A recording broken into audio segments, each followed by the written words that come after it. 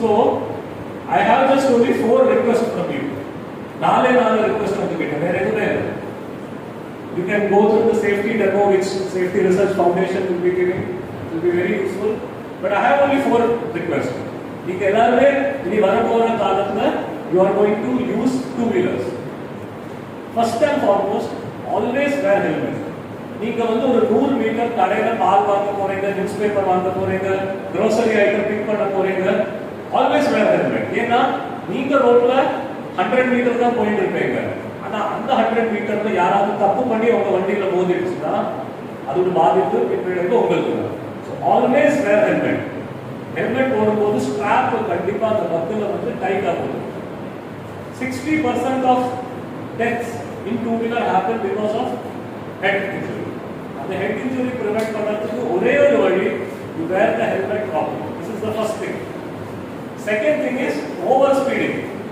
உங்களுக்கு வந்து high cc bike இருக்கும், foreign imported bike வாங்குவீங்க, பட் நம்ம ரோட்ஸ் நம்ம டிராஃபிக் அதுக்கு பொருத்தமானது கிடையாது. நீங்க வந்து 100க்கு மேல போகணும்னா go on highway, go on expressway. நம்ம சிட்டிஸ்ல நம்ம டிஸ்ட்ரிக்ட்ஸ்ல you should not go more than 60 kilometers per hour. Over speeding control பண்ணுங்க. Third thing, as you age, நீங்க இப்போ காலேஜ் படிக்கிறீங்க, அடுத்து நீங்க வர்க்குக்கு போவீங்க, அந்த டைம் உங்க கையில இன்கம் வரும். அந்த டைம்ல ஒரு டெண்டன்சி இருக்கும் drinking and driving. That is, you consume alcohol, மது அருந்தி விட்டு வண்டி ஓட்டுறது. அதை மட்டும் பண்ணாதீங்க. The moment you drink, உங்க ரெஸ்பான்ஸ் சிஸ்டம்ஸ் எல்லாமே வந்து ரொம்ப ஸ்லோ ஆயிடும். நீங்க நினைப்பீங்க நான் வந்து ரொம்ப ஆக்டிவா இருக்கேன், எனர்ஜெட்டிக்கா இருக்கேன், பட் ஆக்சுவலி பாத்தீங்கன்னா உங்க response time to an incident becomes very slow. Drunk and டிரைவிங்ல அவ்வளோ பேர் இறந்து போறாங்க ஈவினிங் டைம்ல. So don't do drunk and driving. If you want to drink, drink and sleep or go in an auto, taxi, ஏதாவது எடுத்து போங்க. 2-wheeler எடுத்து போகாதீங்க.